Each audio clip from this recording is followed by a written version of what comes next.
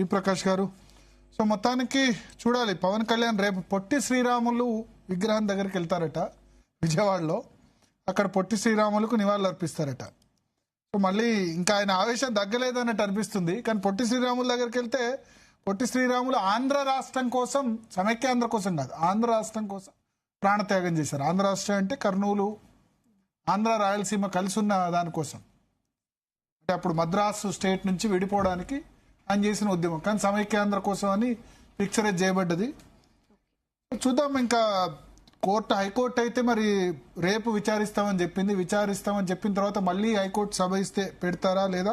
కానీ చాలా ఆవేశంగా మాట్లాడారు పవన్ కళ్యాణ్. ఒకటి మాత్రం చెప్తున్నా, ఉస్మానియాలో చదువుకున్న బిడ్డగా తెలంగాణ రాష్ట్ర సాధనలో తెలంగాణ జర్నలిస్ట్గా ఫైట్ చేసిన పవన్ కళ్యాణ్ లేకపోతే ఇంకొకరు వస్తే తెలంగాణ వాదం, తెలంగాణ అస్తిత్వానికి దెబ్బ తగిలేంత చిన్నది కాదు. తెలంగాణ ఫైట్ చేసి అప్పుడు ఇప్పుడంటే ఆత్మహత్య చేసుకున్నారు 1200 మంది, కానీ 1969 ఉద్యమంలో 400 మందిని కాల్చి చంపినా తెలంగాణ ఉద్యమం ఆగలే.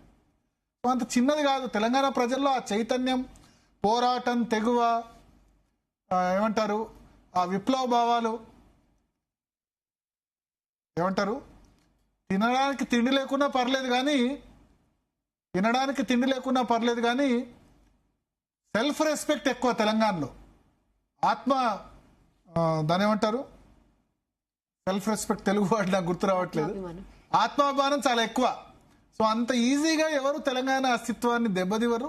రాజకీయ పార్టీలో ట్రాప్లో తెలంగాణ ప్రజలు వాడకండి. ఎందుకంటే వాళ్ళ రాజకీయ పార్టీలు కాంగ్రెస్ అయినా, బీఆర్ఎస్ అయినా, బీజేపీ అయినా వాళ్ళ కన్వీనియన్స్ కోసం వాళ్ళు చేస్తారు. అంతే కదా. ఎవరు కన్వీనియన్స్ కోసం వాళ్ళు చేస్తారు. మొన్ననే రేవంత్ రెడ్డి ఎన్టీఆర్ విగ్రహం ఆవిష్కరించాడు. ఇప్పుడు పవన్ కళ్యాణ్ సభకు అనుమతి ఇవ్వలే. ఎన్టీఆర్ను ఎవరు విగ్రహం అడ్డుకుంటారా చూస్తామని చెప్పి ఆయన కమ్మ ఓట్ల కోసం అది చేశారు. ఇప్పుడు కాపు ఓట్లు మనకు వస్తే రావు అనుకుని పవన్ కళ్యాణ్తో వచ్చింది అని చెప్పి సభకు అనుమతి నిరాకరించారు. దానికి వచ్చి డోస్ ఎక్కువైందని చెప్పి ఇప్పుడు పొన్నం ప్రభాకర్ను, మహేష్ కుమార్ గౌడ్ను కలిసి దిట్టిస్తున్నారు. ఇక బీఆర్ఎస్ భారత రాష్ట్ర సమితి అని పార్టీ పెట్టి మొత్తం దేశం అంతా దున్నేద్దాం అనుకుని ఇవాళ ఇట్ట మాట్లాడుతుంది. అంటే సరే, కేసీఆర్, కేటీఆర్ ఎక్కడ మాట్లాడలేదు, బట్ బీఆర్ఎస్కే మెజారిటీ సీమాంధ్ర ప్రాంత ఓటర్లు జై కొట్టారు. కేసీఆర్ను హక్కున చేర్చుకున్నారు. ఇంకా కేసీఆర్ కూడా అట్లే పాలించాడు. ఈ 10 సంవత్సరాల్లో ఒక్క ఇబ్బంది కూడా రానివ్వలే.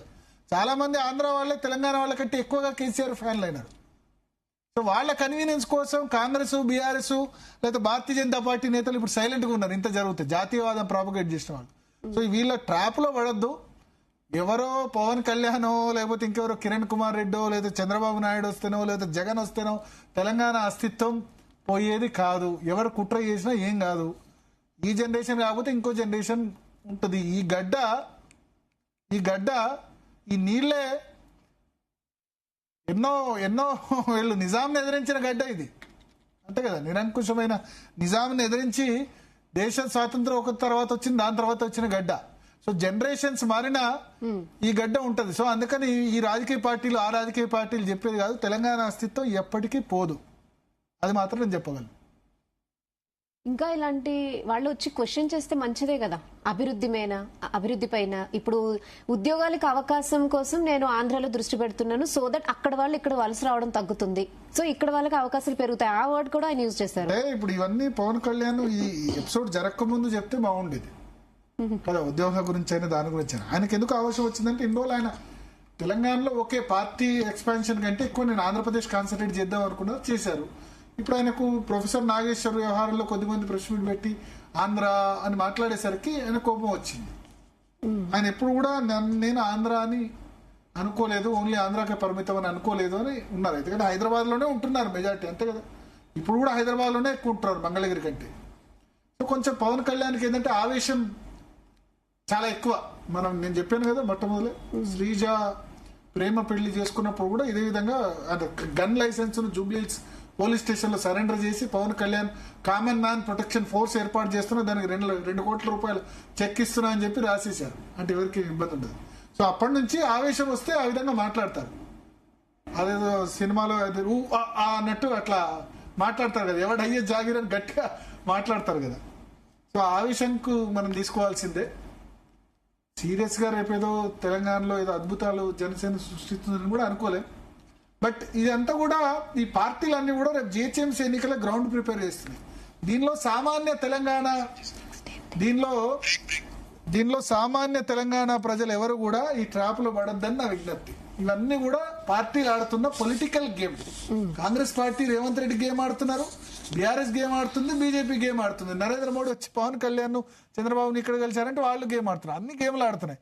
సో సాధారణ తెలంగాణ వాద ఓటరు మా తెలంగాణకి ఏమో అవుతుంది, అస్తిత్వాన్ని దెబ్బతలుతుందని అనుకోవడం కల్లా. తెలంగాణలో పుట్టి ఉస్మానియా యూనివర్సిటీలో చదివి తెలంగాణ రాష్ట్రం కావాలని కాంక్షించిన వాడిగా ప్రతి ఒక్కళ్ళు తెలంగాణ ఉద్యమంలో అందరు నన్ను గుర్తుపెట్టారు, నా లైవ్లు చూశారు. అప్పుడున్న ఛానల్లో తెలంగాణ ఉద్యమంలో అప్పుడు సమైక్యాంధ్రకు సపోర్ట్ చేసే ఛానల్ నుంచి బయటకు వచ్చి ప్రత్యేక తెలంగాణకు సపోర్ట్ చేసే ఛానల్లో చేరా. అప్పుడు చాలా పెద్ద త్యాగమే మాది కూడా, అంతే కదా. అప్పుడు ఉన్న నెంబర్ 1 ఛానల్ వదులుకొని కొత్తగా పెట్టే ఛానల్లో చేరాం. ఆ తర్వాత ఆ ఛానల్ సక్సెస్ అయింది, అది వేరే సంగతి. అప్పుడు మాకున్న జీతానికి మాకున్న ఉద్యోగాలకు 14 సంవత్సరాలు మాకు కూడా రిస్కే కదా. తెలంగాణ ఎంపీలను అడగండి, కాంగ్రెస్ ఎంపీలు, బీఆర్ఎస్ ఎంపీలను అడగండి మా కంట్రిబ్యూషన్. సో ఆ అథారిటీతో చెప్తున్నా, పవన్ కళ్యాణ్ వస్తేనే ఇంకెవరో వస్తే తెలంగాణ అస్తిత్వం దెబ్బతినదు. ఇప్పుడు చంద్రబాబు, పవన్ కళ్యాణ్, జగన్ వీళ్ళెవరు కూడా తెలంగాణ అస్తిత్వాన్ని దెబ్బతీసే పొజిషన్లో లేరు, ఉండబోరు. ఓకే. సో డీఎన్ఏలో